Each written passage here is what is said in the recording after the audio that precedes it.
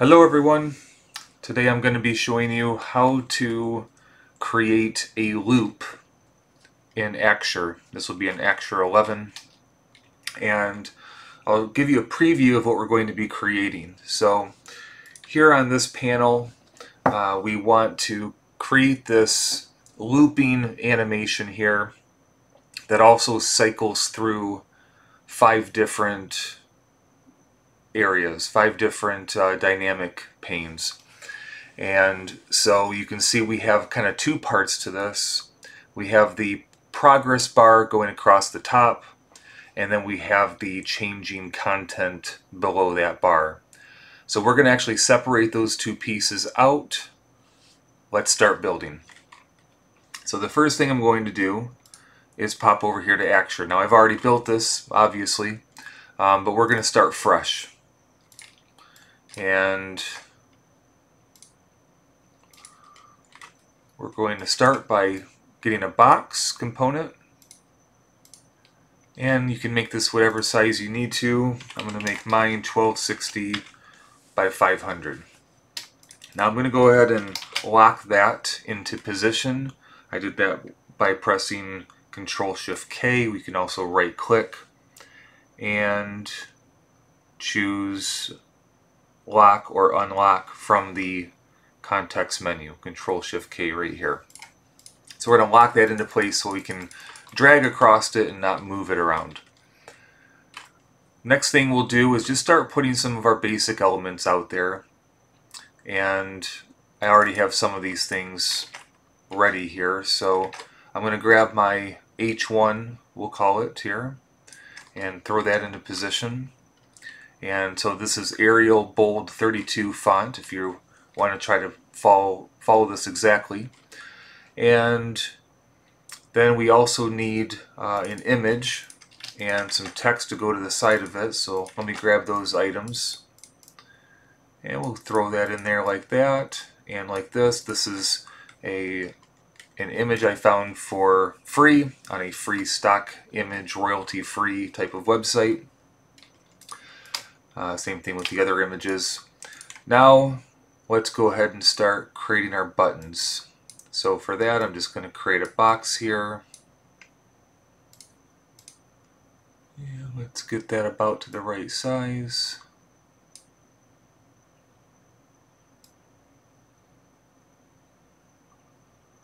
Let's put a little bit of rounding on it. We'll do 4 pixels of rounding.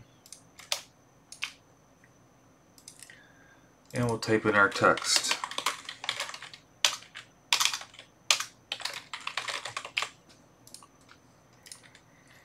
We'll make this left aligned with 15 pixels of left padding.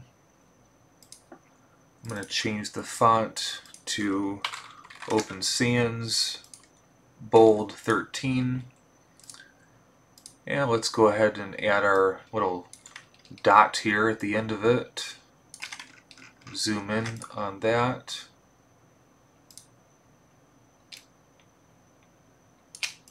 That should be about right. And this starts to serve as the foundation for the other buttons. Okay, let's go ahead and fill that.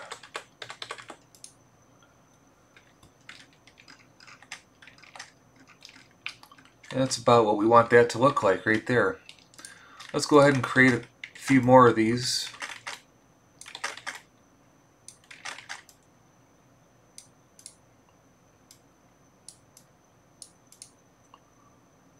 And we'll type in the text.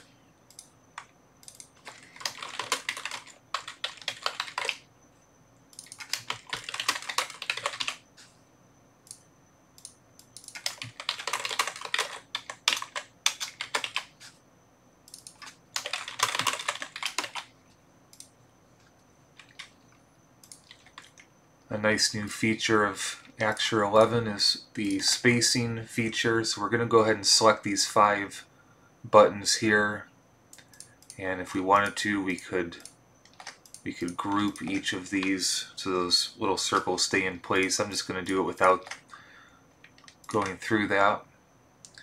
vertically space them evenly. Now we get this line in between, and I'm going to reduce that just a little bit. I'm going to do 26 pixels between each one. Now I need to adjust my circles here.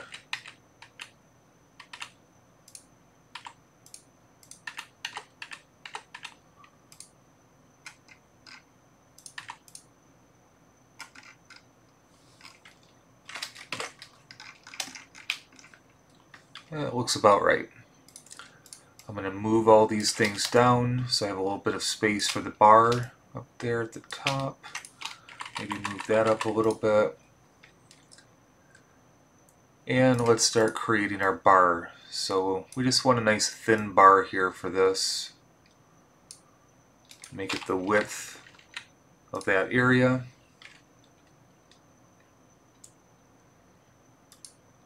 And there we go. We pretty much have our building blocks here. There's one more thing I want to add, which is the little line that connects these. So let's use the vertical line tool. And let's choose this last pattern. I'm going to set the size to 4 pixels and reduce that down to, so it's just 3 little dots in length here, just like that. Get that nice and centered. We'll create another one.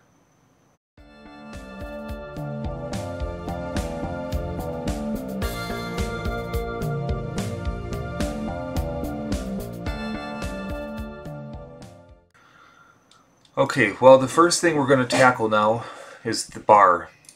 Let's get the bar into a loop, and then we'll worry about the buttons over here. So the first thing we want to do is right-click and go to Create Dynamic Panel.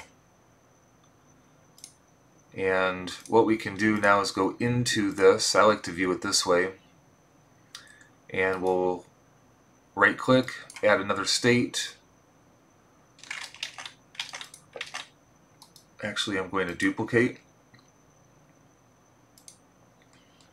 And we'll fill this in with a gray color here. We're just using gray because it's a wireframe, and certainly if we were doing a more high fidelity wireframe, we might want to add some color here, but this will work well for this purpose.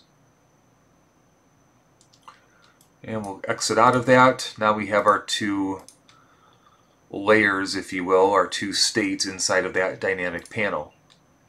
The next thing we need to do is start building our interactions to make this interactive, make this animated.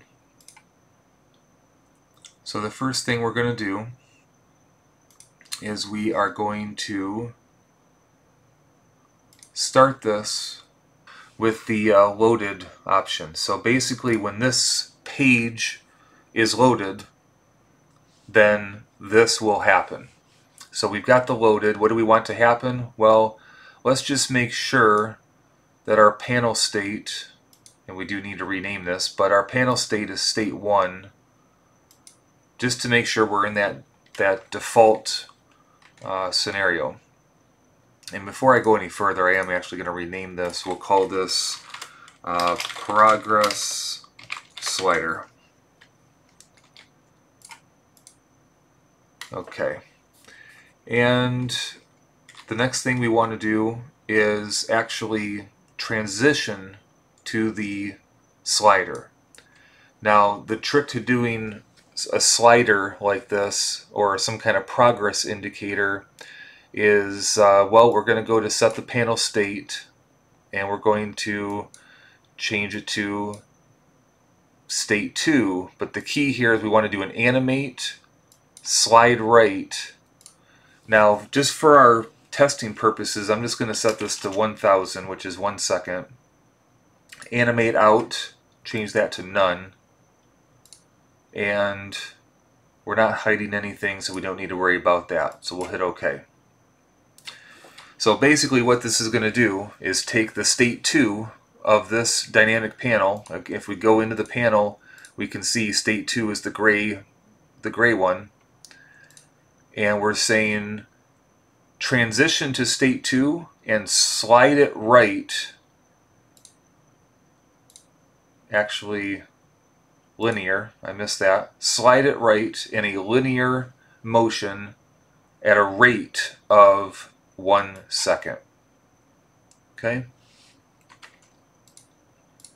Now it's always a good idea to check your progress as you're going, so we can hit the play button up here to preview.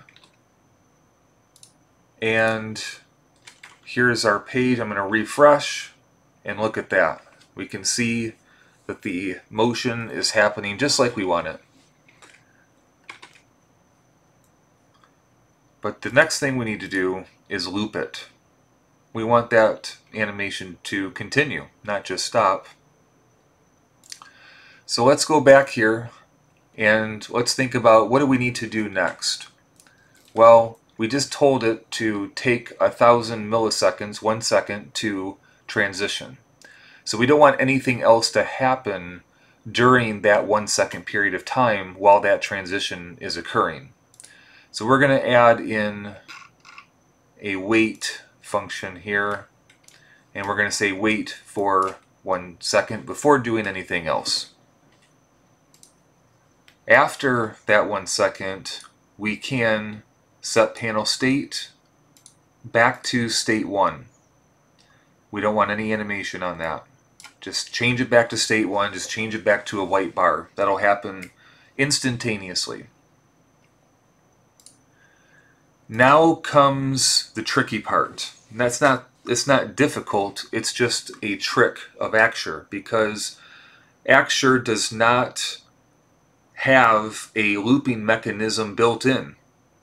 So we have to trick it, essentially, and apply a workaround. What we are going to do is we're going to trick it by applying a move function. Move this widget, we're just going to say by 1. Just move it 1 pixel. Now, as you may recall, we've already changed it back to state 1, which is just a white space. There's nothing there, it's just white. So when we're moving this by 1 pixel, you're not even going to see it. Even if you have laser eyes and you can see a pixel moving, you're not going to see this.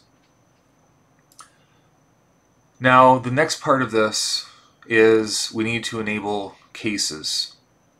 So I'm going to actually, we could do it right here, turn on cases. I prefer to work actually in this window. See, and I got there by clicking on this little interaction editor icon here. It's the same thing, just a little bit more in your face. What we want to do is we want to trigger on this move function. So we can look here for the moved event. I'm going to click on that. When it's moved, we want to fire another event. So we're going to click right here on fire event,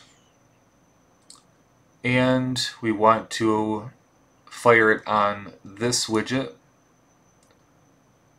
and we're going to add the event, and the event is going to be loaded. So what we're saying here is that when this is moved, fire this event on this dynamic panel and fire it loaded, basically reload it. That will force it to repeat.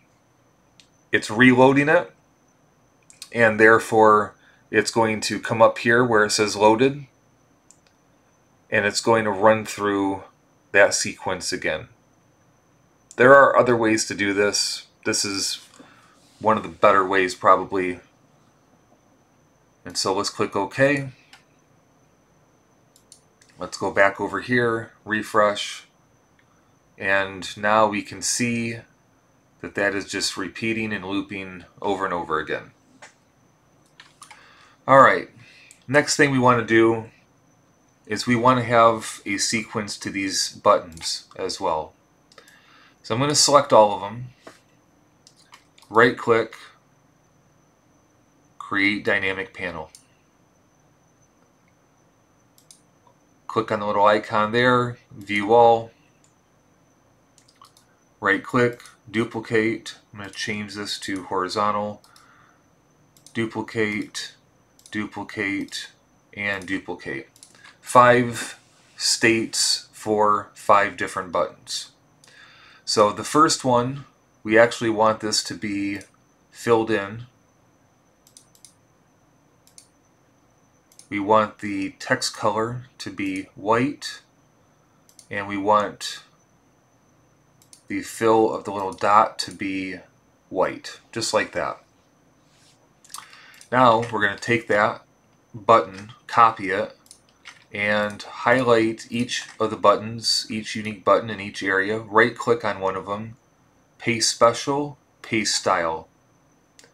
Do the same thing with the circle. Copy the first one, select the other 4, right click on one of them, paste special, paste style.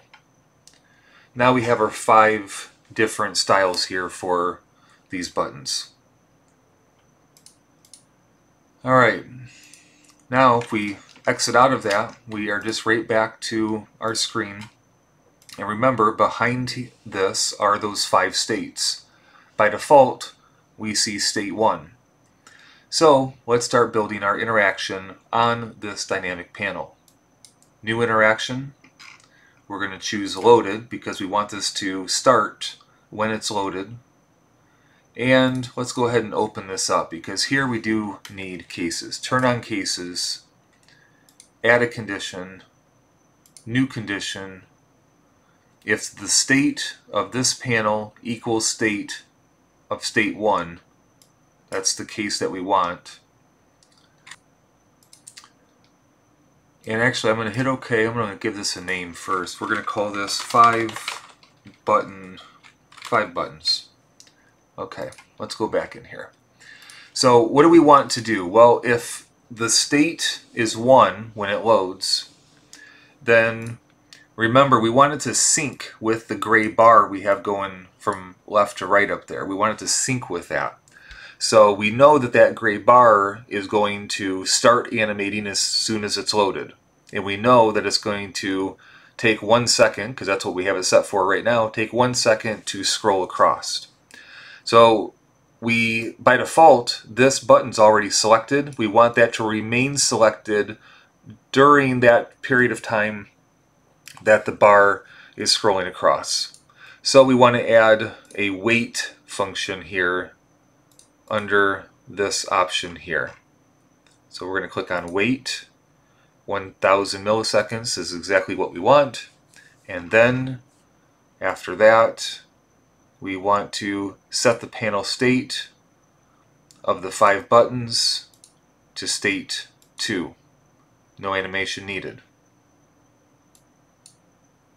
Okay, let's see what that looks like. Look at that.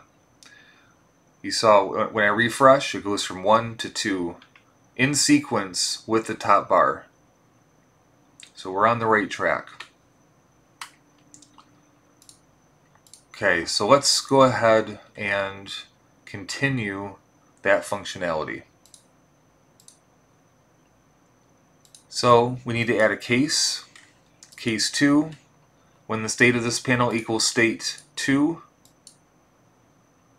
add another one for state 3, another one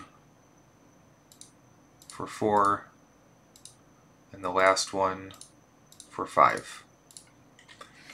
We can actually take the items inside of this one, select those, copy them, click on case 2, and paste them. Then all we have to do is click on this, change it to 3. Click on this one, and this one, and this one, and paste them in, and just go through. And we want this one to be 4. We want this one to be 5. And then to cycle it back around, we want this one to be 1. Let's hit OK. Let's take a look. Uh-oh. It went from 1 to 2, but it didn't keep going. Okay, well, let's see why that could be. If we look at what's happening here, it is, when it's loaded, it's checking for case 1, and then it's running through the first sequence here, because by default it's on case 1. So it's running through the sequence, it's waiting, and then it's setting it to state 2.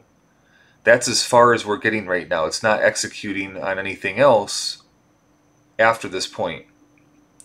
And the reason is because, well, this is just one whole sequence. Every time this is loaded, it runs through the entire sequence once, looking for the condition that's true. In this case, it's only case 1.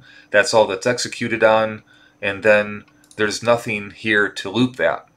So how do we loop this? Well, after this state here, we want to fire an event on this widget, add the event, and select loaded. This will fire the event again at the end of the sequence, which means that it'll reload and it'll run through this sequence again. Well, after it runs through it again, a second time, the state will already be state 2 from it changing here. So the second time that this runs through, it's going to end up here because that's where the condition is now true. So we need to add that fired event after, oops, that is not what we want. Copy that fire event, come down here and paste it. Paste it here, paste it here, paste it here. Okay, hit OK. Let's come back out, refresh. And now we can see it's cycling right through all of those buttons, and they're all in sequence with the gray bar going across the top. Alright, let's tidy this up a little bit. I noticed that bar is a little off center compared to the title here. I think I'll move both of those things over. Move that over a little bit. And we'll move the panel over and up just a hair.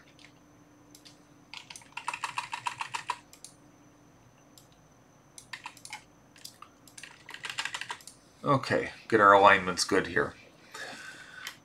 So we're in pretty good shape here. However, we also need to have the text and the photo change with each one of these as well. So I'm going to grab some predefined graphics I have here, but I'm still going to walk through it. So I'm going to grab these next two items, the photo and the text, and I'm going to start building the first one. Now I'm switching over to the outline view so I can see my state here, and because what I want to do is actually take these two items from the first state that I want these to be in, and they're not in that state now, so I'm just going to come up here and drag them into that state. Now they're part of that state. And so if we come over here and refresh, you can see it's only in that first state right now. So we're going to continue the process. We're going to grab these two here, and we're going to drop them into state 2. And we're going to move them into place. And then we're going to grab image 3.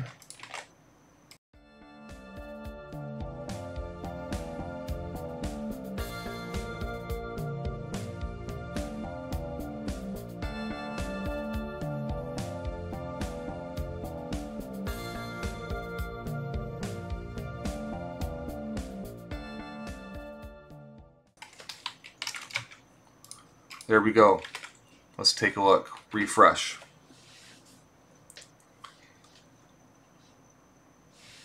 So there we go. Everything's moving nice and cleanly here.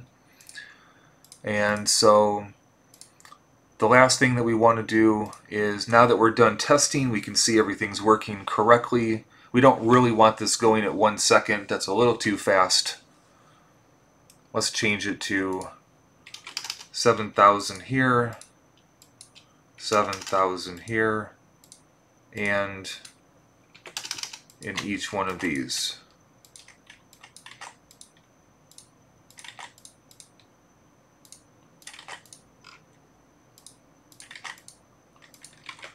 Refresh.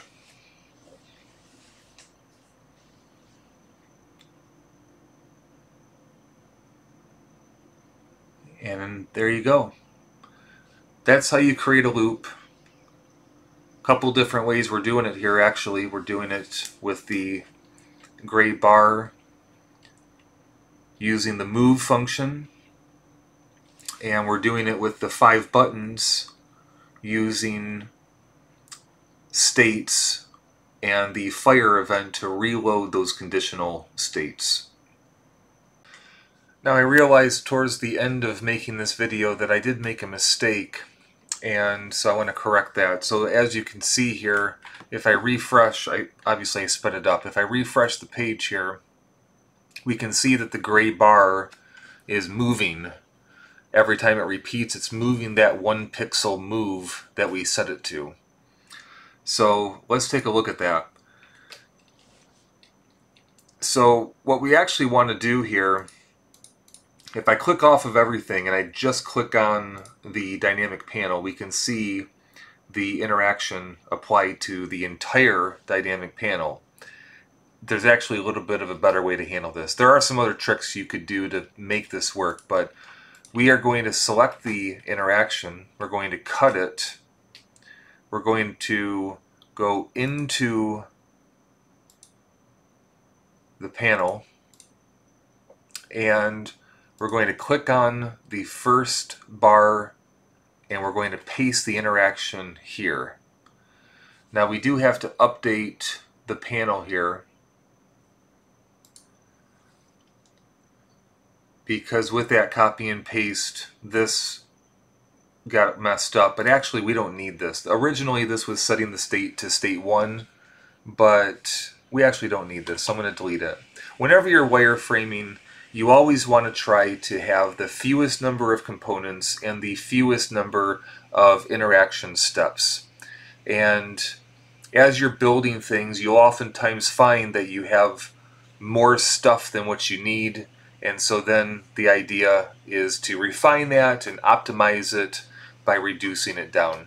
So here we have this set on the inside of the dynamic panel. So now what's going to happen is at the end here, when this reloads, it's reloading the entire dynamic panel in its original location, and it's not moving the bar here. It's moving it's not moving the panel, the entire panel. It's moving just the state 1 bar. So let's go ahead and see what that looks like. And now we can see here that that gray bar is no longer moving. It's staying right in the same place, even as it repeats over and over again. So that is one important detail, which is why it's really a good idea to make sure to test it thoroughly. And in this case, the best way for me to test it was to reduce the time of each loop, so I could make sure that after 100 loops that everything still is right where I want it.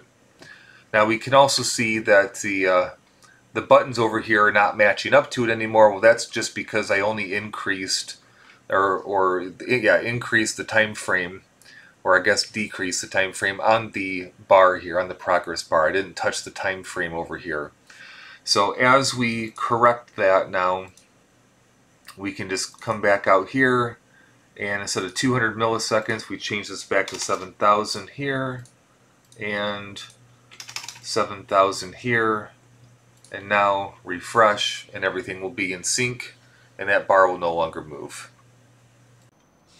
So hope that was helpful. Hopefully you enjoyed the tutorial, and best of luck.